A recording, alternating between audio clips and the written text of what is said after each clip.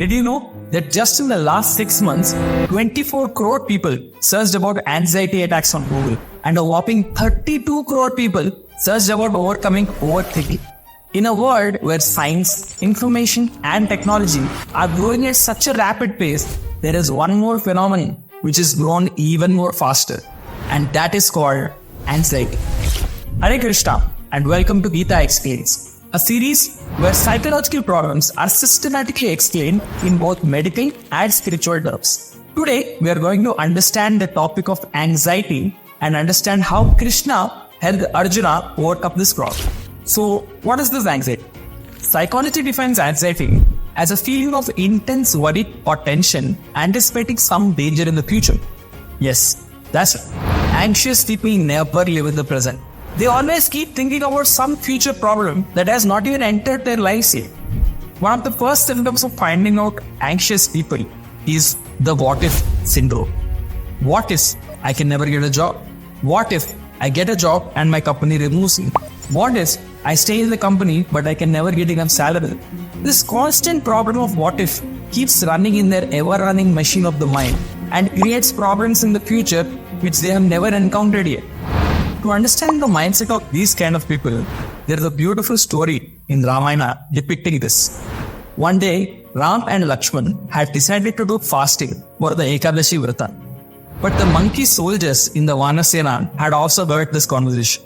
So they themselves also got inspired and decided they will do this fasting too. But the catch is, these monkeys had never done fasting till. At night, before the fasting day, when all the monkey groups were sleeping together, one monkey suddenly woke, and it woke up all the other monkeys as well. It said, I heard that on the day after the fasting, we become so weak that we won't be able to climb up and get our fruits. So I suggest, let's go climb the trees and get our fruits together and put it in one place so that we can break the fast easily. So all the monkeys agreed.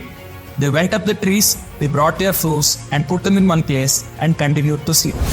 After some time, one more monkey woke up and it said, I heard that after the day of the fast, we become so weak that we won't be able to open our mouth to place the fruit inside. So I suggest, let's take the fruits, place it in our mouths so that after the day of the fasting, we can continue to chew them. All the monkeys agreed again. So they took the fruits and placed it in their mouths now. So after some more time of sleeping, one more monkey woke up this time.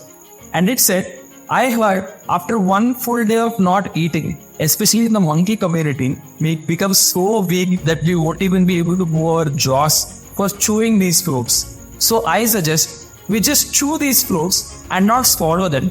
We will swallow it after the day of the fast. All the monkeys got scared and they agreed again. So this time all the monkeys chewed the fruits and put it in their mouth without swallowing. Now after some more time of sleeping, one more monkey woke up and it said, I see after one full day of eating, and the monkey troop said, shut up! Let's just eat them. This way, the monkey troops were constantly thinking about some future problems but could never live in the present.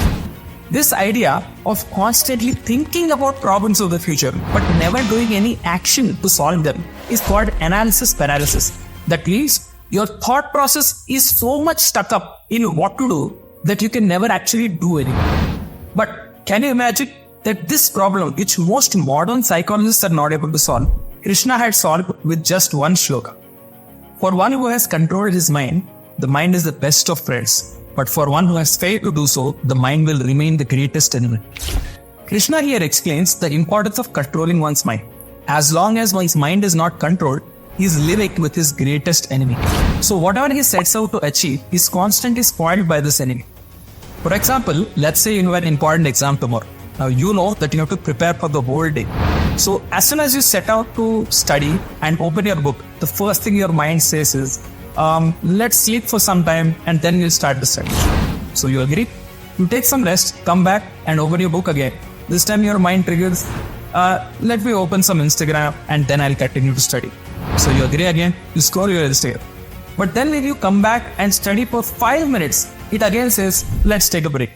You see how this uncontrolled enemy is stopping you from achieving the task you set out to achieve. So now that we understand the importance of controlling one's mind, the next question remains, how to control the mind?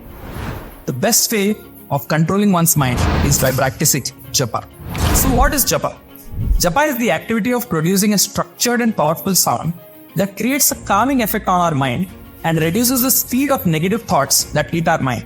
So the lesser the negative thoughts, the calmer the mind. So in this modern age of Kali Yuga, the mantra prescribed to do japa is called the Hare Krishna Mahamantra. The Hare Krishna Mahamantra is a powerful 16-word mantra that goes like Hare Krishna, Krishna Krishna, Hare Hare, Hare Rama, Rama Rama, Hare Hare. This mantra, when chanted at least 1 or 8 times a day, can help us create a calming effect on our mind that can help us finally overcome anxiety. So just like a highly experienced driver controls a highly powerful car's speed and uses it to reach his destination, we can do japa and control this highly powerful machine's speed and use it to achieve our goals. So thank you so much for watching Gita Explains, and don't forget to like, share and subscribe. Hare Krishna.